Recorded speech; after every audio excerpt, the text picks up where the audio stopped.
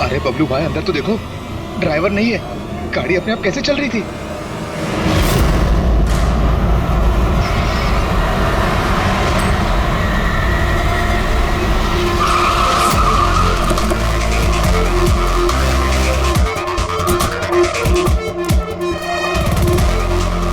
सलाम साहब। क्या बात है? एक्सीडेंट के केस में सीआईडी को बुलाया तुम लोगों ने? सर मुझे लगा है नॉर्मल एक्सीडेंट नहीं है, इसीलिए। क्यों? ऐसा क्यों लग रहा? सर आइए खुद ही देख लीजिए, आइए।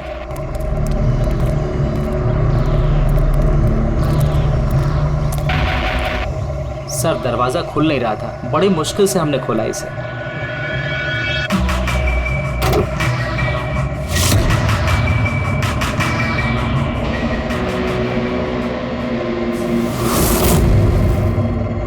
ये पहले किसने देखा?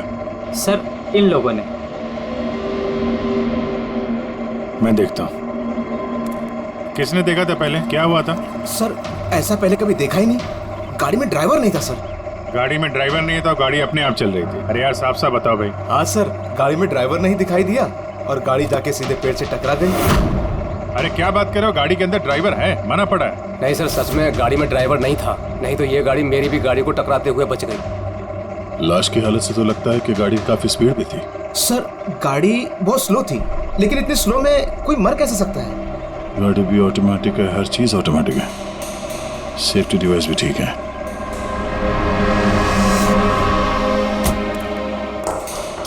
ये लोग तो बोल रहे हैं कि इन लोगों ने इसे ड्राइव करते हुए देखा ही नहीं। अच्छा, तो हो सकता है ये ड्राइवर पहले से घायल हो, जिसकी वजह से ये ड्राइविंग सीट से फिसल के स्टीयरिंग के नीचे जो जगह है वहाँ पे सरक गया और उसके बाद ही एक्सीडेंट हुआ। शायद इसीलिए नहीं दिखा होगा। कुछ पता चला कौन है? कुछ आईडी वगैरह? अरे हाँ, इसका नाम अमन है और उसका मोबाइल है पूरी तरह से टूट गया। और एक बात अभिजीत, ये गाड़ी ऑटोमेटिक है, ये देखो इंजन अभी भी ऑन है, ऑफ नहीं हो रहा है। हो सकता है जब ये एक्सीडेंट हुआ हो उसकी वजह से जो इम्पैक्ट हुआ उससे ये कार का कंप्यूटर क्रैश हुआ। यार ये लोग तो बोल रहे हैं कार बहुत स्लो थी जब टकराई। ऐसा इम्पैक्ट? कहीं कार के साथ कुछ छेड़छाड़ तो नहीं की गई? हो सकता है। ठीक है, गाड़ी को पुलिस गैराज भेजते हैं और इसको फोरेंसिक लैब। मैंने इस गाड़ी को अच्छी तरह से चेक किया है। इस कार को मॉडिफाई किया गया है, एक्स्ट्रा सेफ्टी फीचर्स दिए गए हैं। एक्स्ट्रा सेफ्टी फीचर्स जैसे कि? जो आम गाड़ियों में होता है उससे कहीं ज्यादा, जैसे कि एक्स्ट्रा एयर बैग्स, अच्छी क्वालिटी के शॉकअप्स, ज्यादा मजबूत कांच और अच्छी क्वालिटी के ज्यादा मजबूत सीट बेल्ट।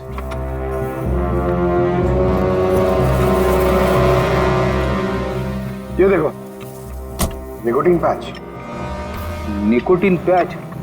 ये तो सिगरेट छोड़ने के काम में आता है ना? हम गाड़ी के सिस्टम को कंप्यूटर से लिंक कर सकते हैं? जी हाँ मैडम, एक मिनट।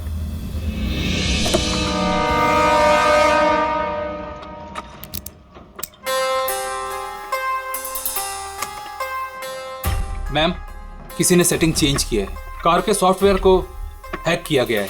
खिड़की के कांच से लेकर ब्रेक तक सब कुछ कोई और कंट्रोल कर रहा था। अगर सब कुछ कोई और कंट्रोल कर रहा था, फिर हादसे के बाद इंजन उसने बंद क्यों नहीं किया?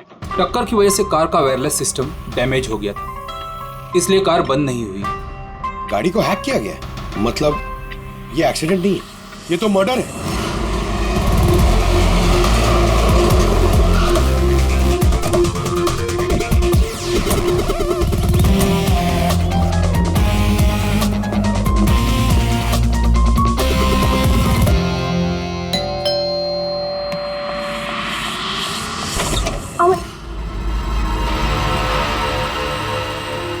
आप लोग? सीआईडी।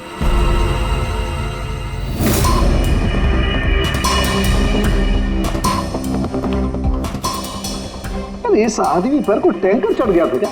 सारी की सारी हड्डियां टूट गई। कोई टैंकर वैंकर नहीं चढ़ा था इसके ऊपर साउंड के। एक छोटा सा एक्सीडेंट हुआ था यार, छोटा सा, और वो भी किसी ने करवाया था। आपके पति अमन का एक्सीडेंट हुआ है और वो नहीं रहे। आपको कैसे पता? अमन को कार नहीं चलानी चाहिए थी, वो कभी कार नहीं चलाता था सर, क्योंकि उसे पता था कि छोटा सा झटका भी उसकी जान ले सकता है। पर आप लोग, मेरा मतलब है कि सीआईडी यहाँ पे। जी, क्योंकि हमें लगता है कि उनका खून हुआ है। खून? पर ऐसे कैसे हो सकता है सर? एक्सीडेंट से पहले तो अमन मुझसे फोन पे बात कर रहा था, हम दोनों फोन पे बात कर रहे थे कि अचानक फोन कट हो गया। मैंने बहुत ट्राई किया लेकिन फोन नहीं मिला। मैं समझ गई थी कि कुछ तो ठीक नहीं है। अमन कभी भी खुद गाड़ी ले जाकर इतना बड़ा जोखिम नहीं उठा सकता था। खुद ड्राइव नहीं करते हैं तो ड्राइव कौन करता है? सर, हमारा एक ड्राइवर है। कहाँ वो ड्राइवर कहाँ है अभी? उसकी तबीयत खराब थी इसलिए वो छुट्टी पर है। कहीं उस ड्राइवर ने तो कुछ गड़बड़ नहीं की गाड़ी में? नहीं सर, हमारा ड्राइवर बहुत ही भरोसेमंद इंसान है, वो ऐसा कभी नहीं कर सकता। पिछले 15 साल से वो हमारे लिए कार चला रहा है। सर, इसके शरीर पर 7 जगह हड्डियों के टुकड़े टुकड़े हो गए, 43 जगह हेयरलाइन फ्रैक्चर्स हैं और 21 जगह माइन्यूट फ्रैक्चर्स हैं। और हैरानी की बात तो ये है कि इसके पहले भी इसके शरीर पर बहुत सारे फ्रैक्चर्स हो चुके थे जो अब हील हो गए। बस इन हड्डियों के टूटने की वजह से इसके शरीर के नाजुक अंग जैसे हार्ट, फेफड़े, ये सब डैमेज हो गए और मौत भी शायद इसी वजह से हुई है। साळुंखे, ये जो निशान है स्क्वेरिश, ये कैसे निशान है? बस ये निकोटिन पैचेस के निशान है। इसके शरीर पे बहुत ज्यादा है। इसे सिगरेट पीने की लत थी और वो इसे छोड़ना चाह रहा था। Nicotine patches? अच्छा। और फिर यार अभी तारिका ने बताया कि इसके शरीर पर पुराने फ्रैक्चर्स के निशान भी हैं, बहुत सारे। ये पुराने फ्रैक्चर्स का क्या मतलब हो सकता है? अमन को ड्राइविंग तो आती थी ना?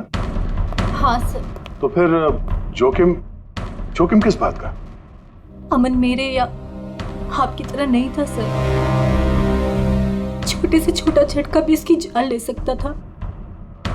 ड्राइविंग की वजह से उसकी जान को खतरा था, इसीलिए हमने कार में भी काफी मॉडिफिकेशंस करवाई थी और ड्राइवर को भी कहा था कि कार आराम से चलाए। छोटा सा छोटा झटका भी उसकी जान ले सकता था? क्या मतलब? क्या कुछ था उसको? कोई प्रॉब्लम थी? सर, अमन का शरीर कमजोर था, नाजुक था। यार तू क्या कर रहा है साळुंखे? अरे तू ये बस ये ऑस्टियोजेनेसिस इम्परफेक्ट है। ऑस्टियोजेनेसिस इम्परफेक्ट मतलब ब्रिटल बोन डिजीज? एग्जैक्टली, भंगुर अस्थि रोग। मतलब इसकी हड्डियां भंगुर हैं। और इसीलिए बॉस, इसकी हड्डियों को अगर जरा सा भी झटका लगे तो चकनाचूर हो सकती है। 25 से ज्यादा बार उसके फ्रैक्चर्स हो चुके थे। हमेशा खतरा रहता था उस पे। मुझसे जितना हो सके मैं उसकी सुरक्षा का ख्याल रखती थी ताकि उसे कोई झटका ना लगे। घर में, कार में हमेशा उसकी सुरक्षा का ध्यान रखती थी। यहाँ तक कि जब अमन को पता चला कि सिगरेट पीने से हड्डियाँ कमजोर होती है तो अमन ने पूरी कोशिश की सिगरेट छोड़ने की। तभी इतने मामूली एक्सीडेंट से भी ये हाल हो गया था शरीर का। लेकिन वो अचानक गाड़ी लेके कहाँ गया था? सर, मुझे नहीं पता, लेकिन जब वो अकेला गाड़ी लेकर चला गया तो मुझे उसकी बहुत चिंता हुई और मैंने अमन को फोन किया। हेलो अमन। या बेबी बोलो।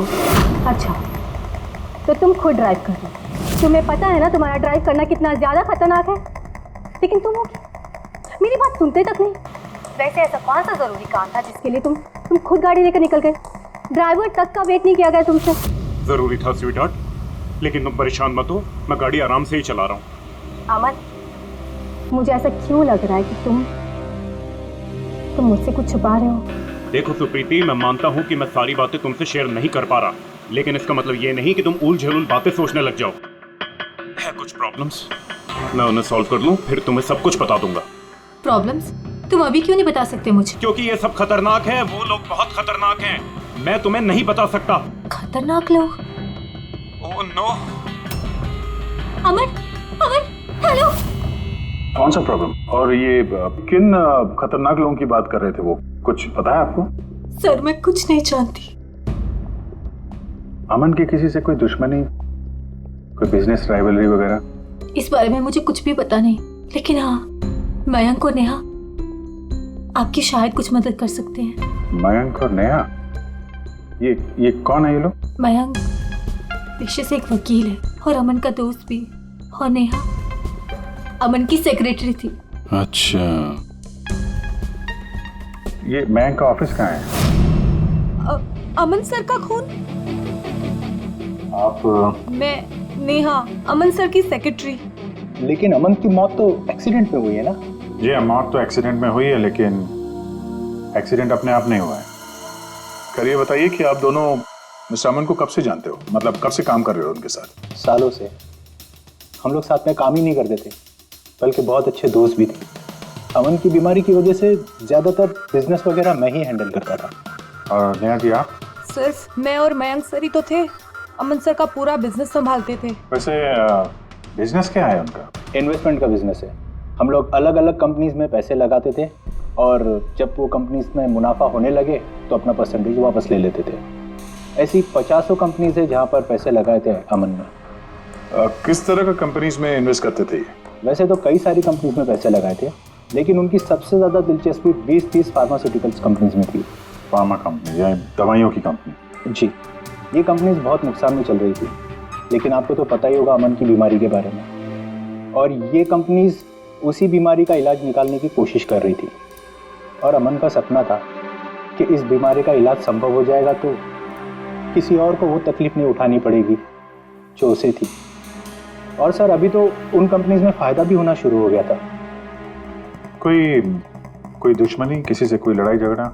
नहीं सर, ऐसा तो कुछ नहीं था। अगर कुछ होता तो वो मुझे ज़रूर बताते थे। अमन की वाइफ का कहना है कि पिछले कुछ दिनों में वो परेशान लग रहा था। आपको जानती है? परेशान तो थे, मगर मुझे कुछ बताया नहीं। मुझे लगा काम का प्रेशर होगा बस। आपने बताया था कि दवाइयों की कंपनी जो नुकसान में चल रही थी, उनमें से कुछ को फायदा होने लगा था। सबको नहीं सर, शायद एक को। मुझे उसकी डिटेल चाहिए। जी, मुझे अकाउंट चेक करना होगा। ठीक है। और मुनाफे के अलावा कोई ऐसी बात जो आपको अलग लगी या फिर कुछ अजीब सी हो, वो भी बता दीजिएगा।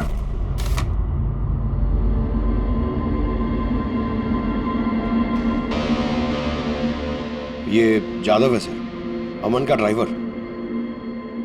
काफी परेशान लग रहा है वो। देखते हैं।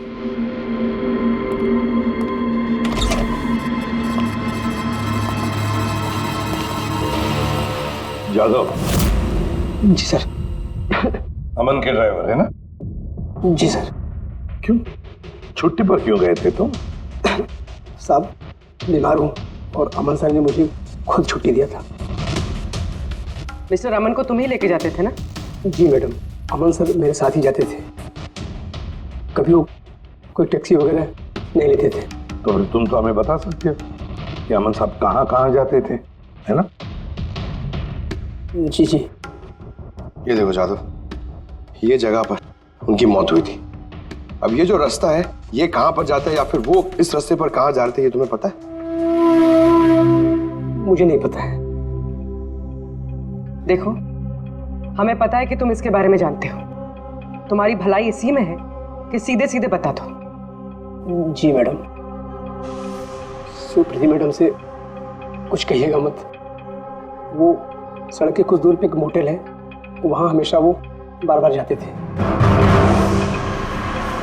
मोटेल में बार बार जाते थे? क्यों, इससे मिलने जाते थे? जी साहब, एक मैडम थी।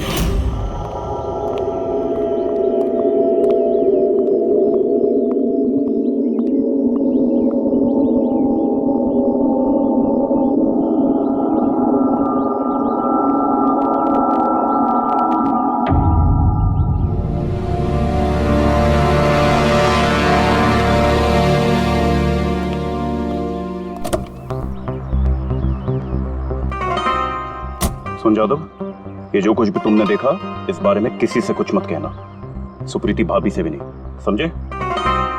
ओके? जी सर। मैडम थी। मतलब अमन का उस औरत के साथ चक्कर चल रहा था। जी छोटी मुंह बड़ी बात, साहब छुप छुप के उस मैडम से अगर मिलते थे तो इसका मतलब तो यही निकलता है।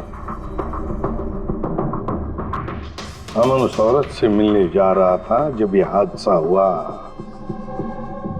तो हो सकता है वो औरत अब भी वहीं पर हो, उसी मोटल में। चलकर मिलना पड़ेगा इस औरत से।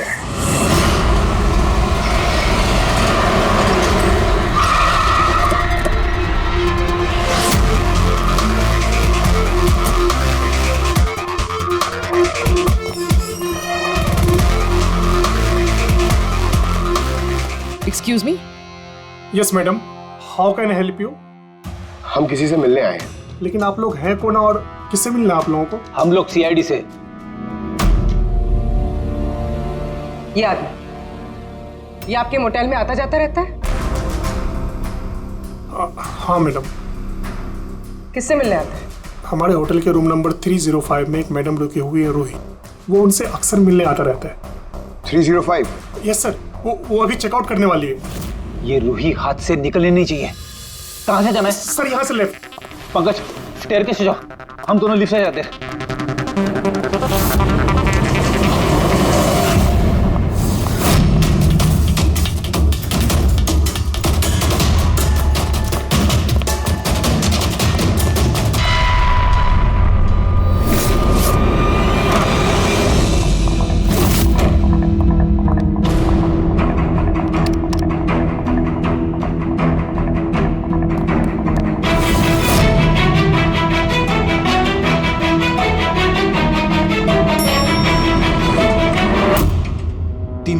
सर उधर।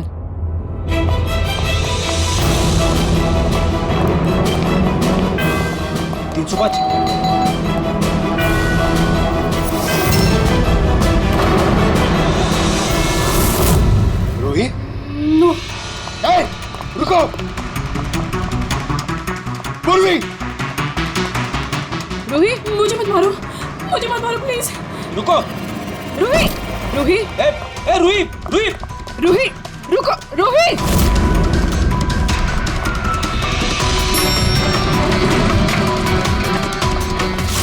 रुक जा। रूही, रुको। रुक जा। रूही,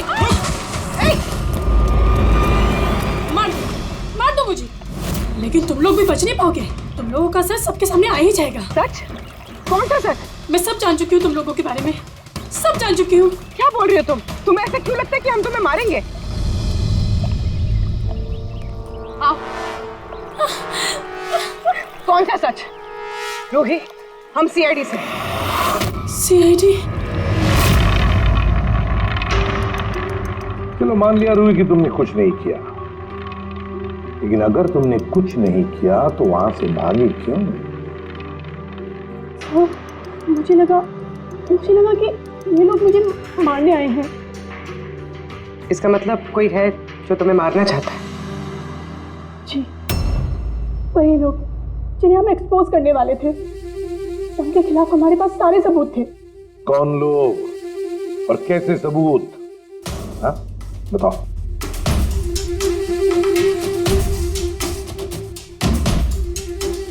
इसे तुम जानती हो ना, यमन है ना, इसी के साथ तुम मिलकर काम करती थी, इसी के साथ मिलकर तुम उन लोगों को एक्सपोज करने वाली थी जिसकी वजह से अमन की जान चली गई। देखो रूही, अब शायद तुम्हारा नंबर है, वो लोग तुम्हें मारेंगे।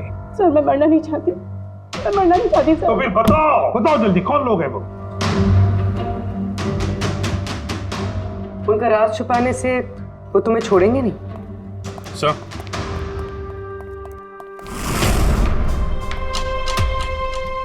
रूही, ये लो पानी पी लो, पियो। और मैंने जो कहा ठंडे दिमाग से सोचो, अपने बारे में सोचना जरूर। मैं आता हूं।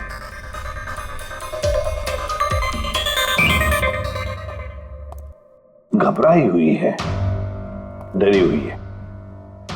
लेकिन अब डरने की क्या जरूरत है सर? अब तो सीआईडी के पास है वो। लेकिन सर वो हम पे भरोसा नहीं कर पा रही। थोड़ा वक्त लगेगा।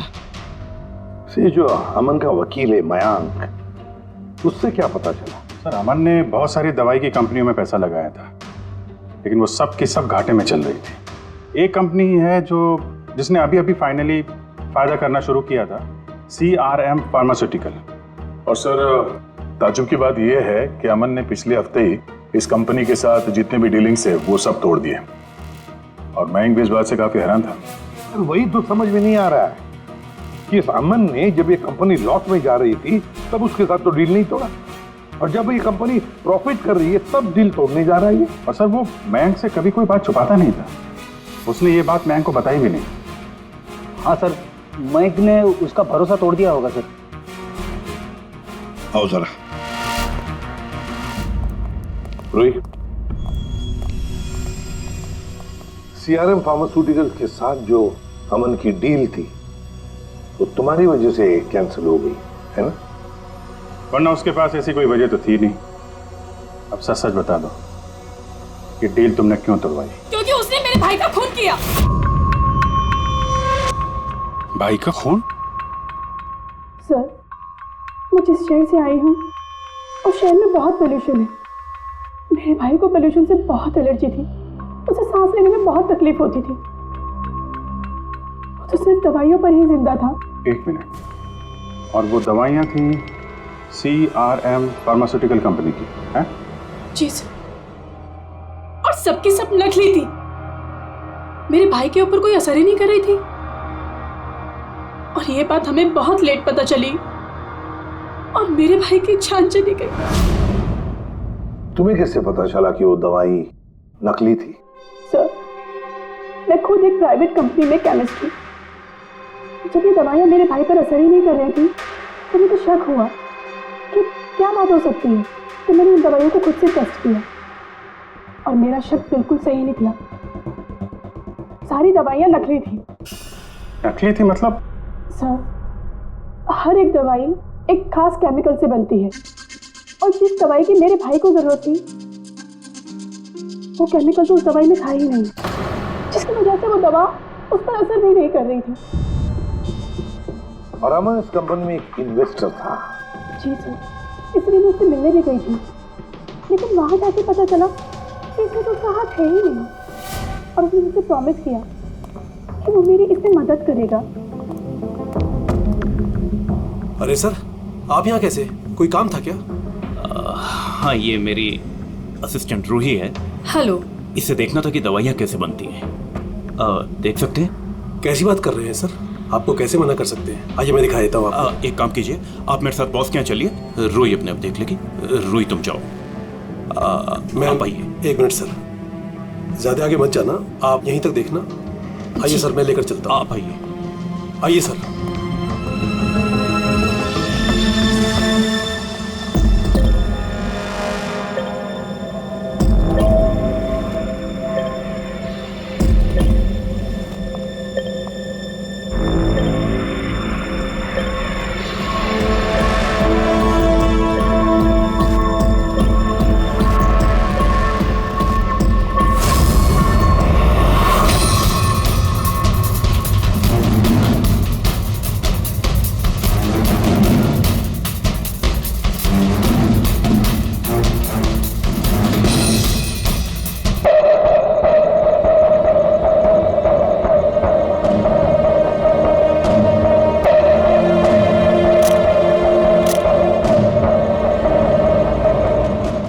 केमिकल है, लेकिन ये लोग यहाँ से बाहर क्यों लेके जा रहे हैं? और हमने सारे सबूत जुटा लिए थे और सारे सैंपल्स भी टेस्ट किए थे।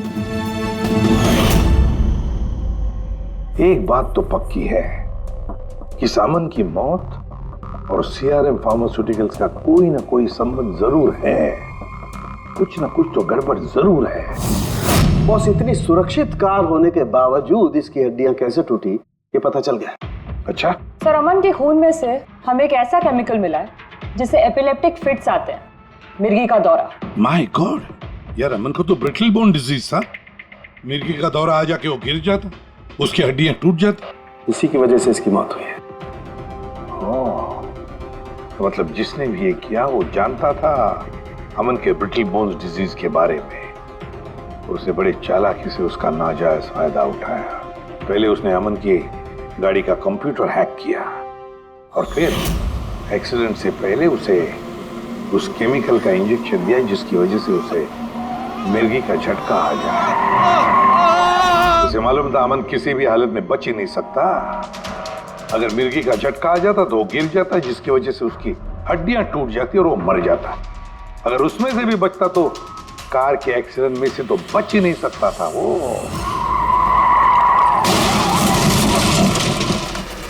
समझ कि मिर्गी का दौरा पड़ने वाला जो ड्रग है कितनी देर बाद असर करता है? बस कुछ घंटे तो लगते हैं। मतलब ये ड्रग अमन को एक्सीडेंट से कुछ घंटे पहले ही दिया गया था।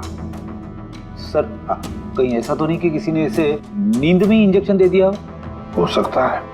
बस एक काम करते हैं, इस अमन की बॉडी को फिर से एक बार अच्छी तरह से चेक करते हैं, देखते हैं कहीं कोई इंजेक्शन का निशान तो नहीं है। तारिका? Yes sir. अच्छा शाम की सीआरएम कंपनी की नकली दवा के बारे में क्या पता चला? बॉस उन नकली दवाइयों में एम्फेड्रिन नहीं है। ओह, मतलब रूही सही कह रही थी।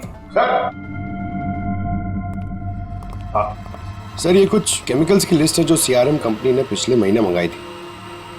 माय गॉड बॉस, इसमें तो वो केमिकल सबसे ज्यादा मात्रा में जो सीआरएम की दवाई में होना चाहिए था, 500 गैलन।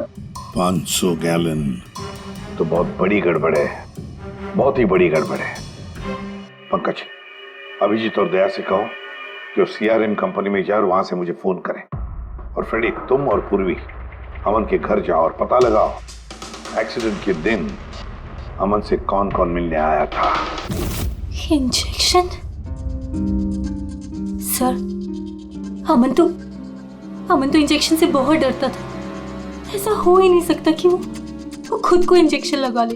अपने आप नहीं लगवाया होगा तो किसी डॉक्टर से लगवाया होगा। नहीं सर, अमन तो इंजेक्शन के नाम से कोसों दूर भागता था और उसकी हेल्थ बिल्कुल ठीक थी। अगर कोई भी प्रॉब्लम होती तो वो कम से कम मुझे बताता।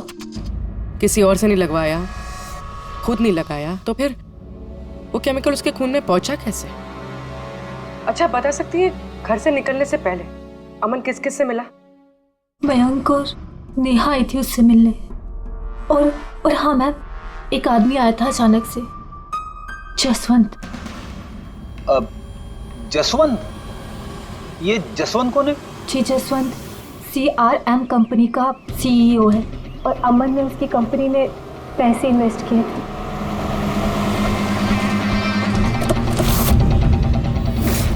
जसवंत, आप अमन के घर गए थे उससे मिलने के लिए उसके एक्सीडेंट के कुछ घंटे पहले? जी सर, मैं गया था लेकिन मिल नहीं पाया था। तो दरअसल उनकी वाइफ ने मुझे बताया कि वो सो रहे, तो मैंने सोचा वो शायद मुझे अवॉइड करना चाहते होंगे, तो मैं वापस चला आया। पापा, अमन ने हमारे साथ बिजनेस डील कैंसिल की, फिर भी आप उससे मिलने गए थे? जी बेटा, क्योंकि मैं उनको वापस लाना चाहता था सर। वो हमारी नई यूनिट के लिए बहुत जरूरी था। तो जसवंत जी, जब आप अमन से मिलने उसके घर गए तो वाइफ सुप्रीति के अलावा वहां कोई और भी था? मैं जब गया तब तो वहां कोई नहीं था, लेकिन हाँ जब मैं वहां से निकला तो उनके लॉयर मिस्टर मयंक और सेक्रेटरी नेहा, वो दोनों जरूर उनके घर आए थे। अच्छा ठीक है, thank you very much. Boss ये देखो, ये निकोटिन पैच का हिस्सा और यहाँ पर देखो ये इंजेक्शन का निशान। खूनी ने यहीं से वो मिर्गी के दौरे वाला इंजेक्शन इसे दिया है। इसका ये हिस्सा सुन्न करके, हाँ, और वो इस पैच के जरिए। इसे इमला पैच कहते हैं। इमला पैच? ये बच्चों को इंजेक्शन लगाने से पहले लगाते हैं ताकि वो पर्टिकुलर एरिया सुन पड़ जाए और उन्हें दर्द ना हो। अब बस ये इमला पैच और ये निकोटिन वाला पैच, ये देखो बस, ये दोनों पैच एक जैसे दिखते हैं, बिल्कुल एक जैसे। हाँ, खूनी ने इस निकोटिन वाले पैच की जगह ये एमला पैच इसके हाथ पर लगाया, इसके हाथ का ये हिस्सा सुन्न कर दिया और बाद में मिर्गी के दौरे वाला इंजेक्शन यहाँ से लगा दिया, शायद तब जब वो सो रहा था। हाँ सर, ये कर कौन सकता है? जसवंत तो एक हफ्ते से अमन को मिला भी नहीं, तो फिर? सर वो मयंक या फिर नेहा, वो तो नहीं। पंकज, ये खेल कौन खेल रहा है तो हम पता लगा ही लेंगे। अब हम भी एक खेल खेलेंगे, एक ऐसा खेल जिसमें जीत सिर्फ हमारी ही होगी, हमारी जीत।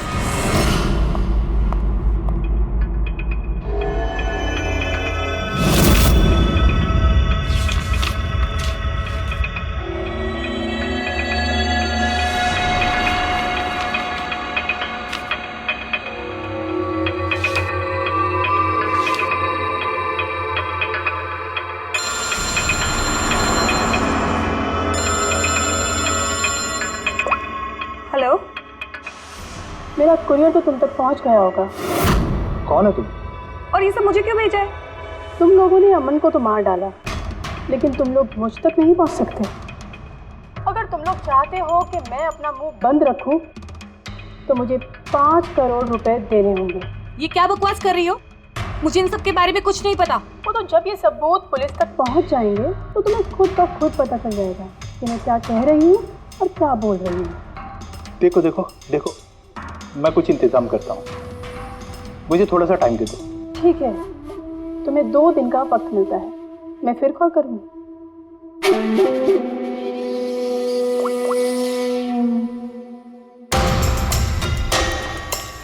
तो मास्टरमाइंड ये मयंक है।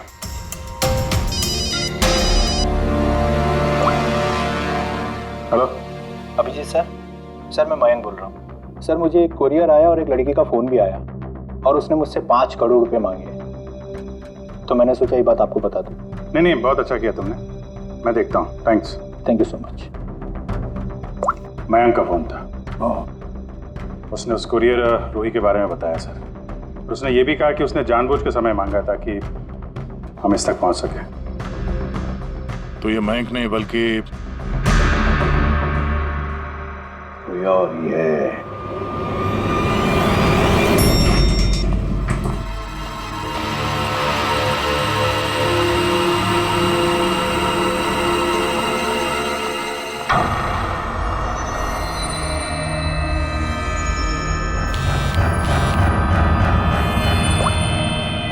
हाँ सर।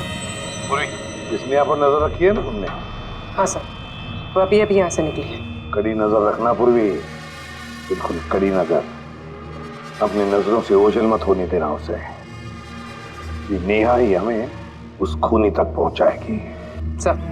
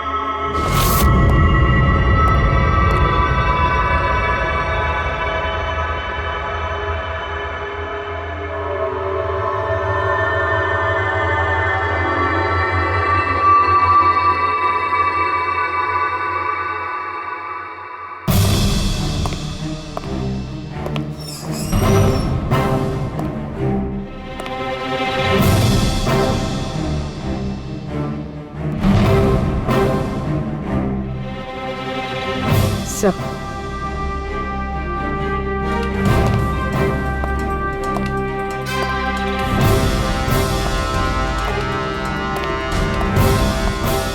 क्या हुआ? इतनी जल्दी में क्यों बुलाया? क्या है ये सब? ये सब क्या है? तुमने तो कहा था कि किसी को कुछ पता नहीं चलेगा। फिर हमारे बारे में ये लड़की सब कुछ कैसे जानती है?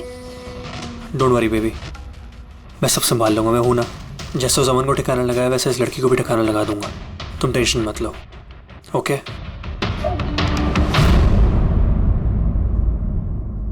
पहले हमसे तो निपट लो। You are under arrest mister Ashwin.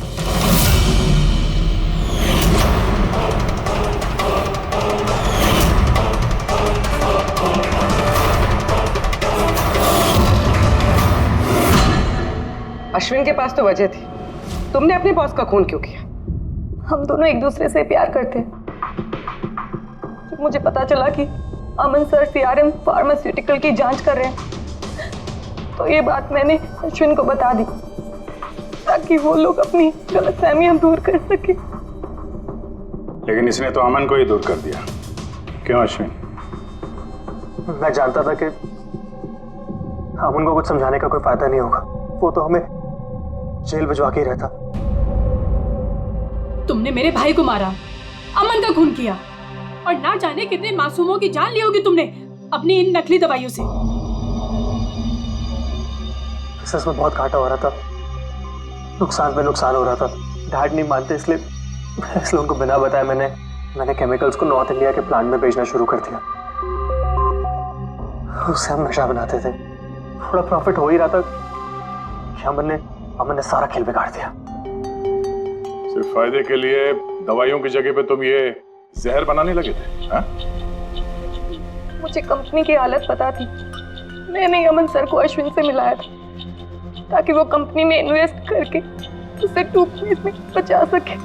और अमन खुद को तुम लोगों से बचा नहीं पाया। ये सब कुछ मैंने अपने प्यार के लिए किया, मेरे अलावा कोई ये कर नहीं सकता था क्योंकि वो अपने निकोटीन पैच मुझे से मंगाते थे।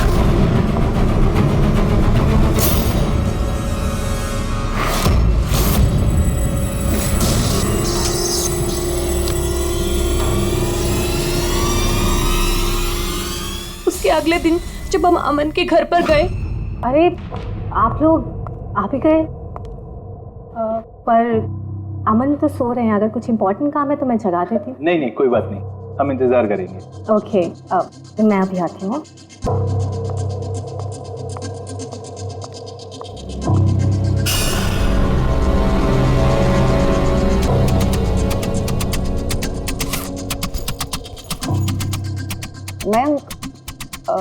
मैं जरा वॉशरूम होकर आऊं?